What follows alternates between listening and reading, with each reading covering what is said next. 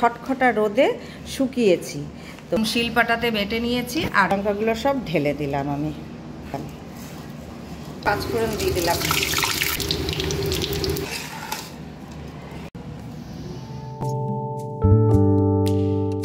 আজকে আমি বানাতে চলেছি মূলোর আচার, যেটা হচ্ছে আচারটা নেপালিরা খুব খায়, ওরা এটা ভীষণ পছন্দ করে। তো আমিও এই মূলোর আচার খেতে খেতে না আমারও এটার মানে অ্যাডিক্টেড হয়ে গেছে। এই মূলোর আচারটা সকালে নাস্তার সাথে রুটি, পরোটা, তারপর লাঞ্চ, ডিনারে সব কিছুর সাথে কিন্তু এই মূলোর আচারটা খুব ভালো লাগে খেতে, একটু কচকচ করে আর কি। তো এই মূলোগুলো সাদা মূলো এনেছি, সাদা মূলোরটাই বেশি ভালো হয়। তো এই মূলোগুলোকে কেটে আমি দুদিন রোদে খটখটা রোদে শুকিয়েছি। তো এবার আমি আচারটা বানাবো কিভাবে সেটা আমি দেখাচ্ছি। তো এখানে সব জিনিসগুলো রেখেছি। এটা হচ্ছে মূলো, এখানে কাঁচা লঙ্কা। এই কাঁচা লঙ্কাগুলো কিন্তু তো জল নেই, হ্যাঁ, মুছে নিয়ে একটু রোদে শুকিয়ে নিয়েছি যাতে জল না থাকে। জল থাকলে কি হয়, আচারগুলো তাড়াতাড়ি নষ্ট হয়ে যায়। আর এখানে শুকনো লঙ্কাকে একটুখানি গরম করে নিয়ে ওটাকে এরকম শিলপাটাতে বেটে নিয়েছি। আর এটা হচ্ছে কালো সরষা, এই সরষাকে এইভাবে একটু গরম করে পিষে নিয়েছি। এখানে রয়েছে হলুদ আর এটা লবণ, আর কিচ্ছু লাগবে না কিন্তু এখানে। পরে আমি তেল দেব, তেলটা কিভাবে দেব আমি সেটা দেখাবো। তো এই মূলোগুলোকে আমি এখানে ট্রান্সফার করছি এই ডেকচিতে, কারণ এগুলো সব দিয়ে মিক্সড করতে হবে। একটা বড় ডেকচির মধ্যে আমি নিয়ে নিলাম। এখানে মূলো আর এখানে হচ্ছে এই যে কাঁচা লঙ্কাগুলো সব ঢেলে দিলাম আমি। এবার দেব এখানে নুন, পরিমাণ মতো নুন দিতে হবে। তো আমি নুনটা দিয়ে নিচ্ছি,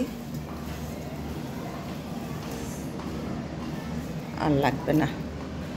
এখানে বেশি মশলা লাগে না, ওই সরষাটাই মেন। আর হলুদ দিলাম, আর লঙ্কার গুঁড়ো, জিরার গুঁড়ো টুড়ো কিচ্ছু লাগবে না কিন্তু, ব্যাস হলুদ দিলাম।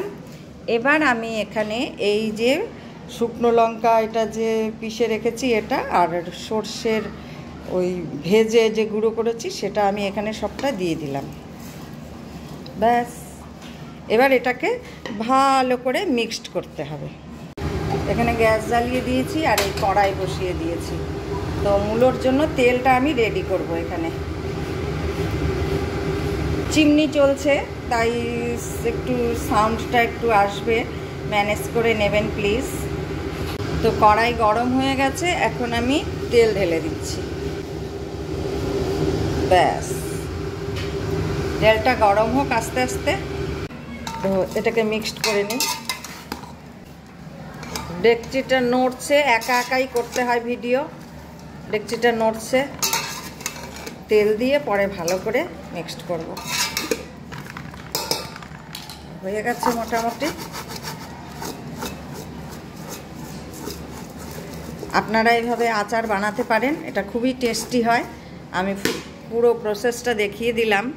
তো এখানে তেল গরম হয়ে গেছে, এবার এই পাঁচফোড়ন দিয়ে দিলাম।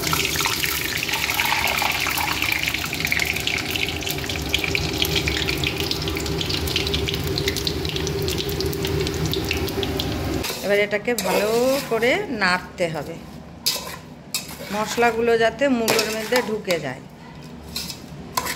এভাবে নেড়ে নেব।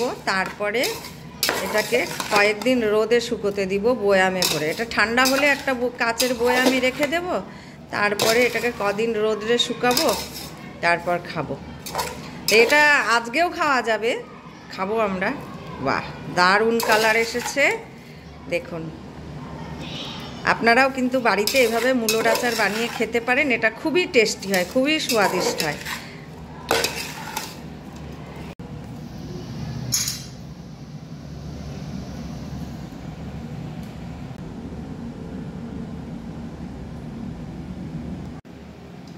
দেখুন কি দারুণ লাগছে দেখতে, মূলোর আচার নেপালি স্টাইল।